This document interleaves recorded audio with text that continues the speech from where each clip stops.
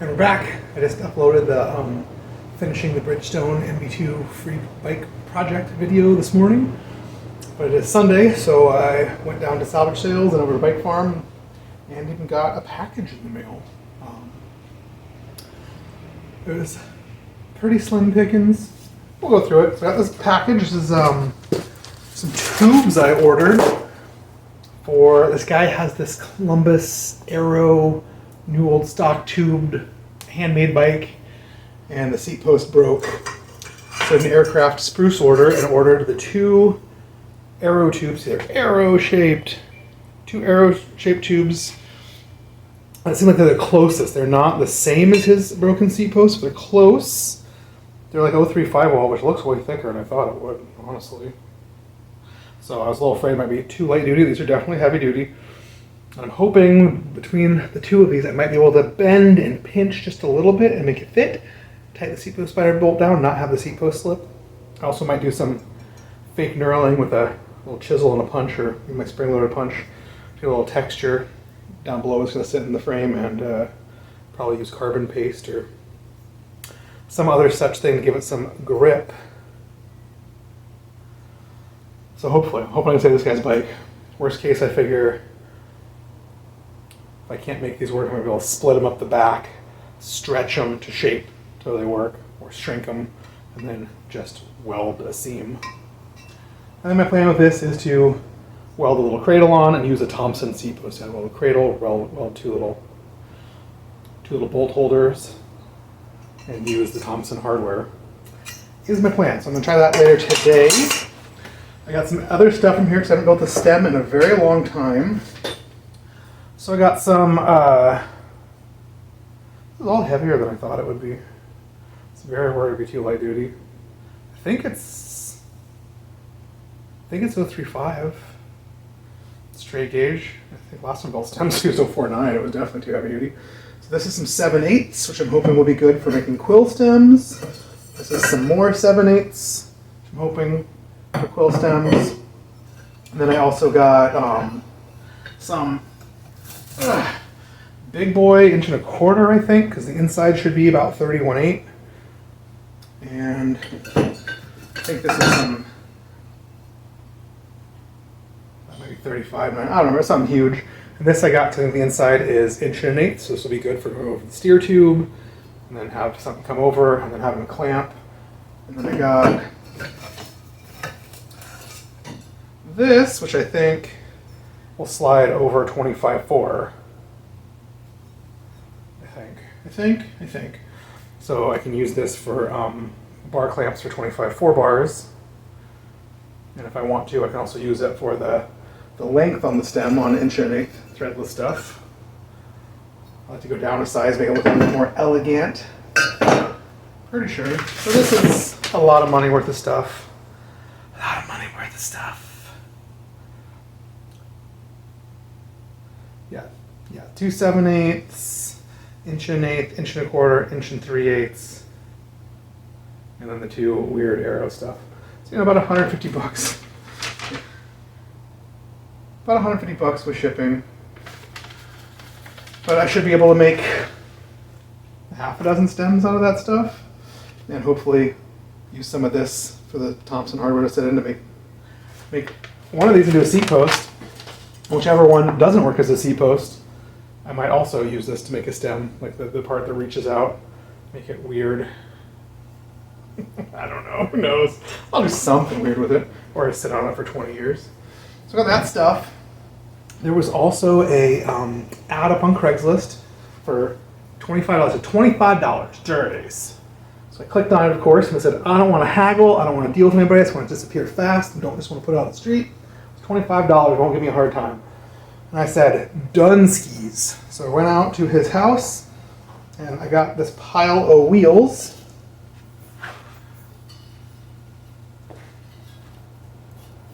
Here's a Specialized, very weird, the axle free floats. I don't think that's right. I don't know what's happening. Oh, the whole axle's a quick release? I have no idea what the heck this is for. But the hub feels a little tight and notchy. I don't know if it's savable. It's got one broken spoke nipple. He said it was something real cool at the time. Sounds like the bike industry. But one broken nipple, not the spokes. The spokes are like kind of weird color anodized. So I might save it, but I have to figure out what it is first.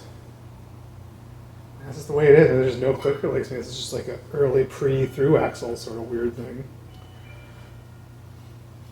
Doesn't have much wear. It might be worth saving. Or I might give it away to a friend who wants to mess with it.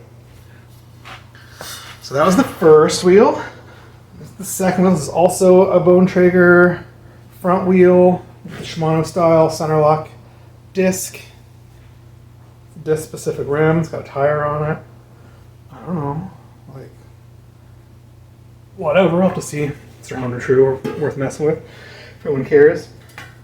But these are the things I really went for. There's only one photo, so I wasn't even sure if there would be the things I want. But this is a Dura Ace 7400 series hub. I mean, these for a lot of years. They made them in 6, 7, and 8 speed. I'm not really sure if that's the difference or whatever. Yeah, spokes are so greasy. But honestly, there's really nothing wrong with this rim. Velocity, arrowhead, and red.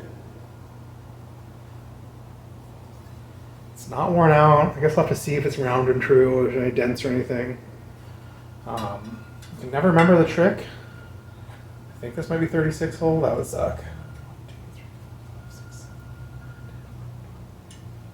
16 and 16. That should be 32. Okay, that's good. Oh, here it is. There's like, if the spokes are parallel with each other, I think that's 32, and if they're not, it's 36. So this is kind of a nice wheel on its own. 32 hole. Let's look at the other one. This is the last one from this $25 score. This is also Velocity Deep V with a little bit, no, there's no brake wear. Okay. It's heavy because it's Deep V, and it is on the 8-speed version of this Dura Ace hub. And this was never machined, it's just anodized. And the anodizing is mostly worn through. But the hub feels good. It's also a 32 hole. It's the 8-speed one. They made like some weird, like a freewheel one, and like a 6-speed only one, and like a 6/7-speed hyperglide one. So they made a bunch of weird versions. So I'm happy it's the 8-speed because you can do 8, 9, or 10-speed cassettes on. It's all the same body. It's also 32 hole. It's nice. It says Dura Ace right on it. Ooh, Dura Ace. Ooh. I mean, these wheels might be too nice. Oh, good. Oh, this front one's got a big ding in the rim. Thank God. I don't want them to be too nice because months ago I ordered some Velocity high polish Atlas 650Bs and 32s.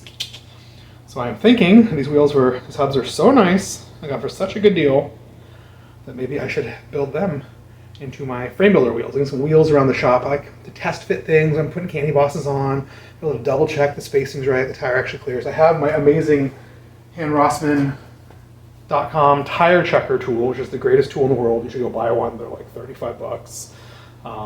This fits on a dummy axle. New ones come with a dummy axle, more tire sizes. You can fit it in any frame. You plug in your wheel size to your tire size. You can fit it in any frame and see if you actually have clearance down by the bottom bracket shell, up by the brake bridge, in the fork, for what size tire you're thinking about running. This answers a lot of questions real fast, having to build the wheels first, or find a junk tire and find a junk wheel.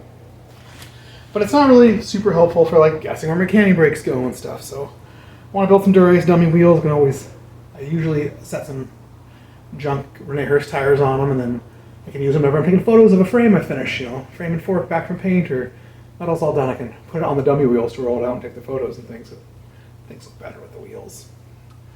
I do have some Shimano 600 tricolor hubs. Dura Ace hubs are kind of actually worth a little bit of money.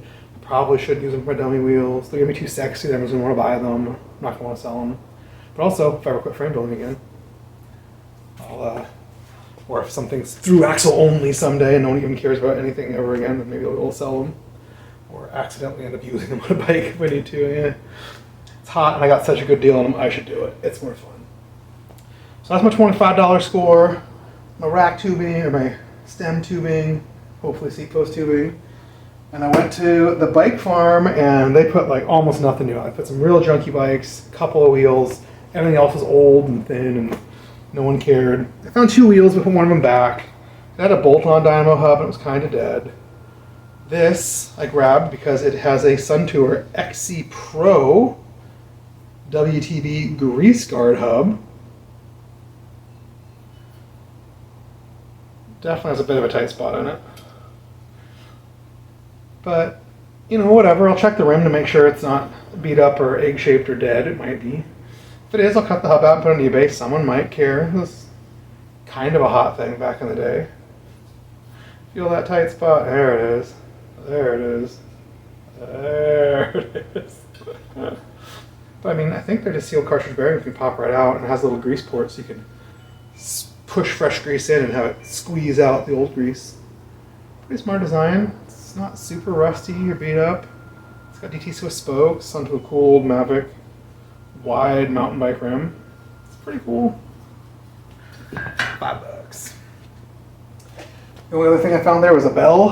This bell's been there for weeks. I keep not getting it. So crusty. I don't know. I kind of like how patinaed and crusty it's getting. So patina, so crust. That was really it. There's nothing else. I went and got burritos. Went and got burritos, horchatas. That was fun. Then we went to the old bike farm. I found one Dorema. It's probably Honjo. In the bag, I probably have a few, but I need one for this bike. I wasn't sure, so I grabbed it. One set of crank bolts. And one old bag of Jim Blackburn rack hardware. It's got a couple spacers in it. This one's spacers. I like spacers. I use them a lot. Hard to come by. So that was it. I also have a Tri-Flow brand new there, and my bottle is very empty. So I coughed up the whole $9 and got a brand new bottle of Tri-Flow. Then they charged me $13 for everything. Not bad. But then the counter kid, one of the kids there was trying to buy a frame I had for sale, was being flaky about it. And the counter kid, he tried to give me a hard time about it. He's like, "Oh, yeah, you're not going to get a frame or something?" And then, like, what? He's like the frame you got here last time because it was cracked, but it wasn't cracked, and you sold it for so much money. And I'm like, that never happened. I'm like, the community cycling center gave me a frame that they thought was cracked, so they wouldn't sell it. And I brought it here and tested it, and it was not cracked. And I bought the fork and the rack and the fenders and all the other parts they had for it. So I could either build as a project or sell it. And I put it up for sale because it was kind of nice and it was real short on rent money, and it sold and I paid rent, which was nice, barely. Still a few $100 shy. I have a seat post and a crust by a car that needs a little aligning, and one of the seats stays a little kinked. I'm going to try and pull that dent out, maybe braze on a little reinforcement panel instead of like replace the whole tube, all expensive. So if I can get both of these things done in the next day or two, maybe I'll make enough for old rent. I was like, what are you talking about? You know, like, come on, man. People, the rumor mill, people from Bike Farm go tattle on me at the CCC all the time. They're like, oh, someone from Bike Farm came in and said you said this. I'm like, that was not what I said at all. I wasn't talking to that person. like, so you're mad at me because I might have said something negative about you, but you're okay with the kid who came in here and definitely said something negative that's rumor milly and not true, like, about me. Okay, whatever. You know, fucking people, man. I'm like, people think I'm trying to hide stuff. I'm not trying to hide anything. I'm the most transparent person ever. I post everything I do on Instagram and make YouTube videos about all the things I get and what I pay for them. Like, it's pretty transparent, man. Like, I get really good deals. I'm like, oh, someone's mad about this. I guess they are. I also get not good deals sometimes, and also a lot of the stuff I buy, I get here. Like I was trying to set the bike last night. I went through 3 sets of brakes I got from the salvage sales that I thought were good deals that were all broken and I'm going to recycling. So it's not all good deals. I say about a third of the stuff I get there goes into recycling. About a third goes into my bins to be parts for help customers out that I sell very cheap. When I built that guy up that bike, I told him that the other day on Tuesday he was in here and he built the bike. I'm like, my budget is $500 max. I'm like, cool, a lot of the stuff I can give you for very cheap or even free because I got it from salvage sale and weird stuff like that. So if we were building this up at my old shop where I had to pay top dollar for everything, like this would be like a $3,000 build, and instead we got done for $500. So a lot of lightly used stuff that I paid, pennies for. Instead of $20 for this, I paid, $2 or $3 for it. So I could sell it to him for $5, or just throw it in, just round it down, try and keep it at $5.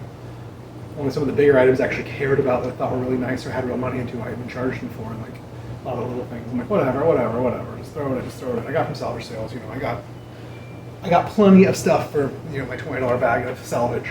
I can give away a chain ring and some crank bolts and, you know, headset spacers and an old headset and junk like that I just don't care about. So it is nice to be able to pay it forward. It was really fun on Tuesday having, you know, 3 people here all working on their bikes and letting me just pretend like it was Bike Farm again, like going around and just triaging, helping them, like stopping. Oh no, don't break that. Okay, this is the way you run that. Okay, hold on, you need help. Like, that was a good time. Tuesday was fun.